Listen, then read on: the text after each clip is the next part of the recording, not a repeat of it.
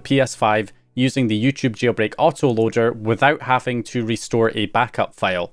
So the previous method in my full tutorial shows you how to restore a backup file that already contains the YouTube application with the exploit already on it. It's the most convenient way to set up the jailbreak. The problem is that whenever you restore somebody else's backup file, it effectively resets your console back to factory settings. So you lose all of your installed applications and save files that you already have on the console. So if you don't want to lose any of that data, then this method is for you guys, because what we can do now that we have the Netflix jailbreak available is we can actually use the Netflix jailbreak, which has a method to install this jailbreak without having to restore a backup file. But it's not the most convenient jailbreak to use like the YouTube Jailbreak Autoloader. However, what we can do once we get the Netflix jailbreak set up is we can then use that jailbreak to install the YouTube Autoloader manually, so that we can then get that version of the jailbreak set up without restoring the backup file either.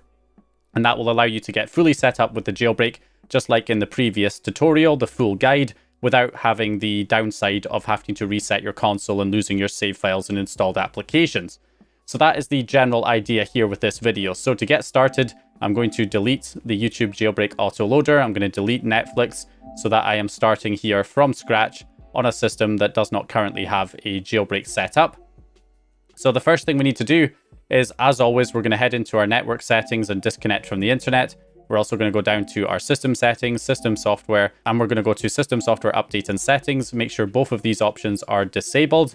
And then if we back out and go to console information, you need to make sure your firmware version is between 04.03 and 10.01. Any of those firmware versions are compatible to run this jailbreak, but you have to be within that range. If you're on an older firmware, you can update to a firmware from 4.03 to 10.01. And if you're above 10.01, you will not be able to do this jailbreak. You'll have to wait for a new jailbreak to come out that supports your firmware.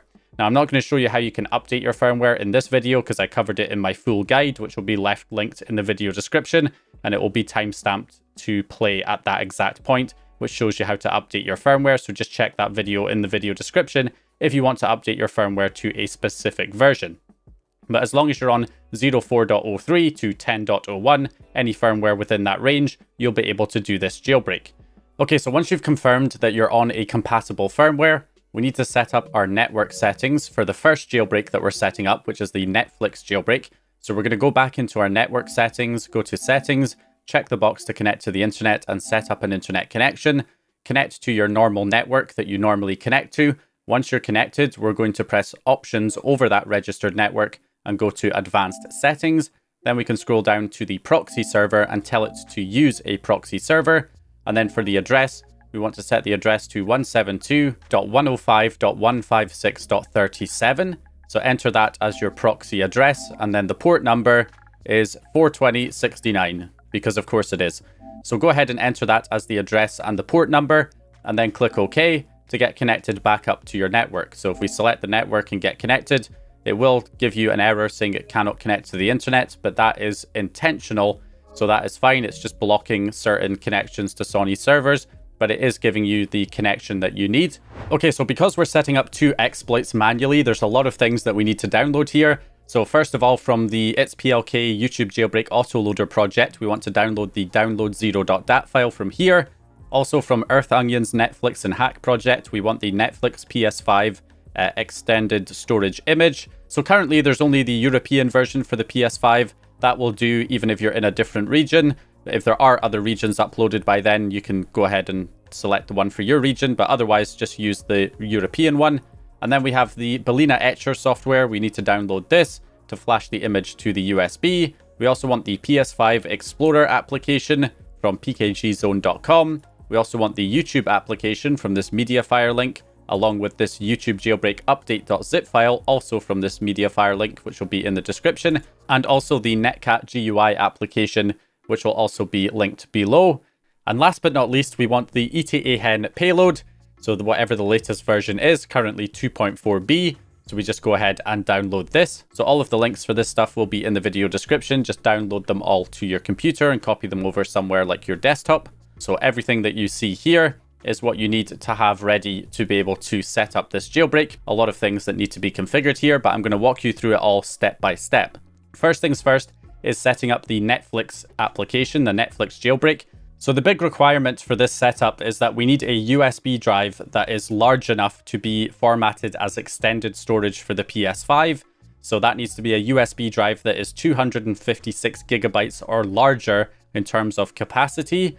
So it doesn't have to be a specific size, it just needs to be 256 gigs or more, and then you'll be able to use it as an extended storage drive. So that is the requirement here. I've got a 2 terabyte drive, which is a bit overkill, but this will do for a drive that we can use. So first of all, what we're going to do is open up the 7-zip file for Netflix. You need 7-zip or WinRAR for this, which I'll leave linked in the description too, and extract the zip file over to your desktop. Then we're going to open up Balena Etcher software, and we're going to flash from file. And we're basically going to select that zip file that we extracted to our desktop for Netflix. And then it will come up saying it's missing a partition table. We're just going to click continue and then select the target drive, which is going to be our USB drive that is large enough to be formatted here. So obviously back up any data on the drive before selecting it, as this will erase the drive. And then we're going to flash that image onto the drive and say, yes, I'm sure. And that is going to handle that. It should only take about 5 minutes or so to flash this. It might get stuck at a certain percent for a long time, but that is expected. It will eventually complete, so just give it some time to flash this image onto the drive. Okay, so we're just finishing up flashing to the drive here. Now we're validating, and that should be it done. Flash completed. So now we can unplug that drive here and plug it in to our PS5, plug it into one of the back USB ports in the PS5, not the front USB port. Okay, so back on the PS5, if we head over to our settings page here, if we scroll down to storage, we can see we have USB extended storage showing up. And if I go to games and apps, we have the Netflix application showing. So all we need to do is select it here and select the option to move. So select items to move, select Netflix and move it to the console storage, and then it should be all ready to go. So there it is. It should now be done. So if we go to the media section, we can see we have Netflix installed, and if we go to information, it is showing it is version 6 and it is installed to the console storage, which is what we want. And now all we need to do is check our IP address. So if we go down to system software, console information, you can see our IPv4 address is right here, 192.168.137.43. Just going to keep a mental note of that IP address.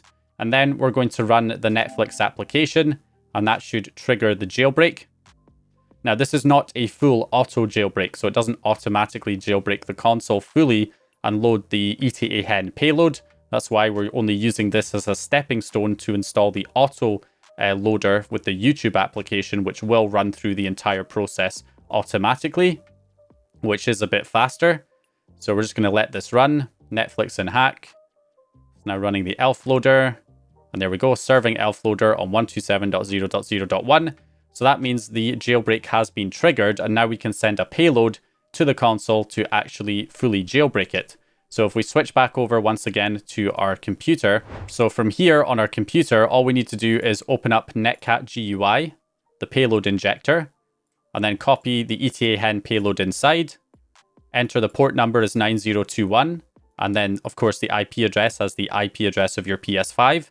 And then we click inject payload. And when we do that, we should see it loads the payload on the console. So that is running the jailbreak, the ETA hen payload, the main jailbreak payload for the PS5.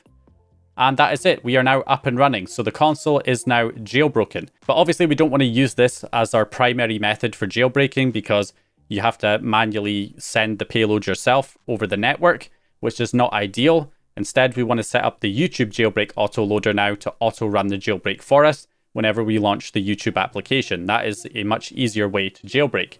So now that we have the console jailbroken once initially though, we can actually just install the YouTube Jailbreak manually without restoring a backup now.